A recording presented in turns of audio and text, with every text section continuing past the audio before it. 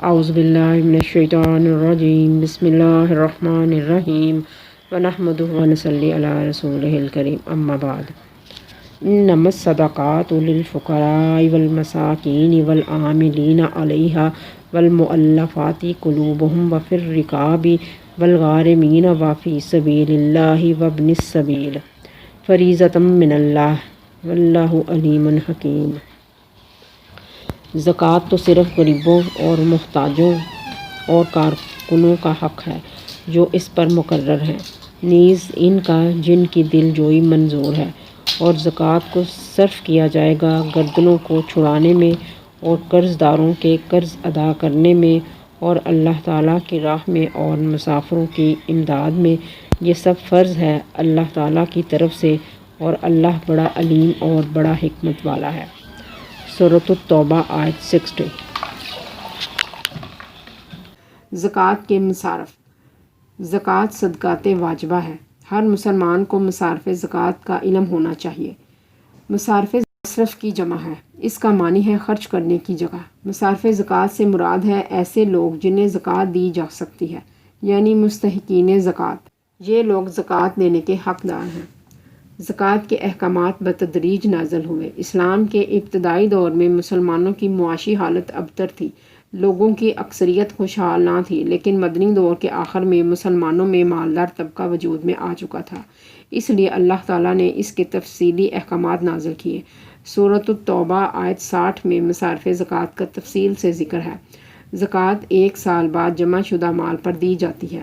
مسلمان عام طور پر رمضان کے مہینے میں زکوٰۃ کی ادائیگی کا اہتمام کرتے ہیں۔ اس کی وجہ یہ ہے کہ رمضان میں ہر نیکی کا ثواب بڑھ جاتا ہے۔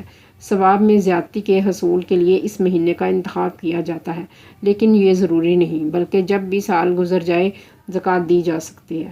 یتیم، بیواؤں، نداروں، معذور لوگ زکوٰۃ کی رقم لے سکتے ہیں۔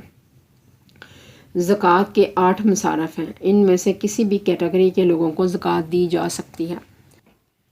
فقراء۔ سب سے اول حقدار فقراء کو قرار دیا گیا ہے۔ فقراء وہ لوگ جو غریب اور تنگ دست ہیں، جن کے پاس کچھ موجود نہیں اور وہ اپنے کھانے پینے کا بندوبست نہیں کر سکتے اور دوسروں کے سامنے دستے سوال دراز کرنے پر مجبور ہوں۔ یہ جگہ جگہ پھر کر لوگوں سے مانگتے ہیں اور ان کا کوئی پرسان حال نہیں ہوتا۔ مساکین۔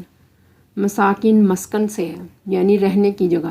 یہ وہ لوگ ہیں جو زندگی کی بنیادی ضروریات سے محروم ہوں، لیکن غیرت کی وجہ سے خاموش رہتے ہیں اور دوسروں سے سوال کرنے سے گریز کرتے ہیں۔ مسکین سے مراد وہ لوگ ہیں جو ایک جگہ ٹھہرے رہتے ہیں اور جگہ جگہ پھر کر دوسروں سے نہیں مانگتے۔ ان میں وہ لوگ بھی آ جاتے ہیں جن کے پاس کچھ رقم یا رہنے کی جگہ موجود ہو، لیکن ان کی ضروریات پوری نہ ہو رہی ہوں۔ ایسے لوگ گویا دبک کر ایک جگہ بیٹھے رہتے ہیں، کوئی کاروبار کرنا بھی ان کے بس میں نہیں ہوتا۔ نوکری اگر موجود ہو تو وہ بھی معمولی درجہ کی ہوتی ہے اور قلیل تنخواہ کی وجہ سے اکثر و بیشتر پریشانیوں میں گھرے رہتے ہیں، لیکن قناعت سے کام لیتے ہیں۔ ایسے لوگوں کو پہچاننا اکثر دشوار ہو جاتا ہے، لیکن قرآن نے اس بتایا ہے کہ تم انہیں ان کے زرد چہروں سے پہچان لو گے۔ عاملین زکوٰۃ۔ تیسرے درجے پر وہ لوگ ہیں جو زکوٰۃ کی وصولی کے کام پر لگے ہوئے ہوتے ہیں، یہ عاملین زکوٰۃ کہلاتے ہیں۔ ان کی تنخواہیں زکوٰۃ کی رقم سے دی جا سکتی ہیں۔ زکوٰۃ کی وصولی پر متعین عملہ کی تنخواہیں حکومت ادا کرنے کا بندوبست بھی کر سکتی ہے۔ مؤلفات القلوب۔ جو غیر مسلم لوگ اسلام قبول کرتے ہیں وہ اس مصرف کے تحت ہیں۔ اسلام نے نو مسلم کے مسائل کو حل کرنے کا بھی اہتمام کیا ہے۔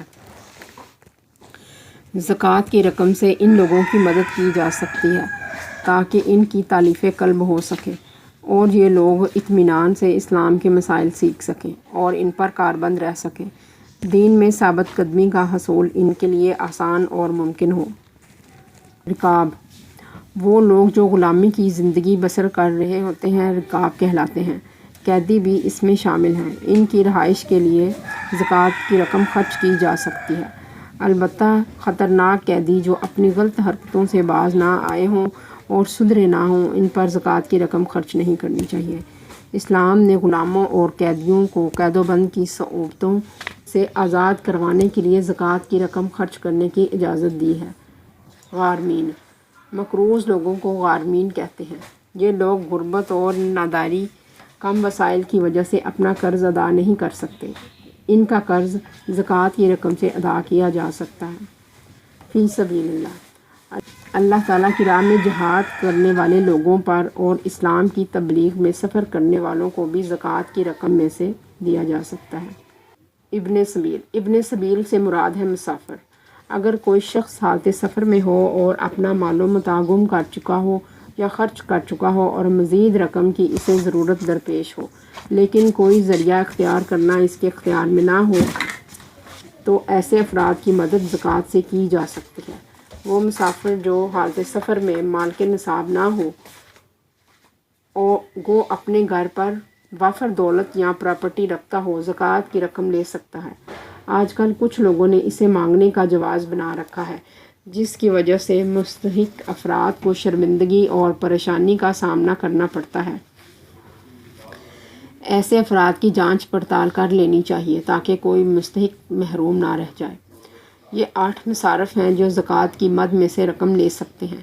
اس سلسلے میں احتیاط کرنی چاہیے۔ اگر کوئی شخص مستحقین زکوٰۃ میں نہ ہو اور محض روپے حاصل کرنے کے لیے خود کو غریب ظاہر کرے تو اس نے نہ صرف لوگوں کا حق مارا بلکہ ایک ناجائز مال حاصل کیا اور اپنے پیٹ میں آگ بھری، نار جہنم کو اپنے لیے دہکایا۔ زکوٰۃ کے فوائد۔ اسلام کا کوئی حکم بھی دنیاوی اور اخروی فائدے سے خالی نہیں۔ زکوٰۃ اسلام کا بنیادی اور امتیازی رکن ہے۔ اس کی وجہ سے بے شمار فوائد حاصل ہوتے ہیں۔ اس میں حکم الہی کی تعمیل، اللہ تعالیٰ کی خوشنودی، فرد کے مال اور نفس میں پاکیزگی اور صفائی نہایت اہم ہے۔ زکوٰۃ کی وجہ سے معاشی اور معاشرتی مسائل حل ہوتے ہیں۔ اس کے ساتھ ساتھ انسان میں تزکیہ نفس پیدا ہوتا ہے۔ مال کی صفائی ہونے کی وجہ سے اس کے بڑھنے اور پھلنے پھولنے کا انتظام ہوتا ہے، برکت پیدا ہوتی ہے، گردش دولت، معیشت میں استحکام اور توازن پیدا ہوتا ہے، غربا کی امداد ہوتی ہے، امرا اور غربا میں باہمی محبت پروان چڑھتی ہے، ایک دوسرے کے لیے قربانی کا جذبہ نشو و نما پاتا ہے، معاشرے میں درستگی پیدا ہوتی ہے۔ سبحانک اللہم و بحمدک اشہد ان لا الہ الا انت استغفرک و اتوب الیک۔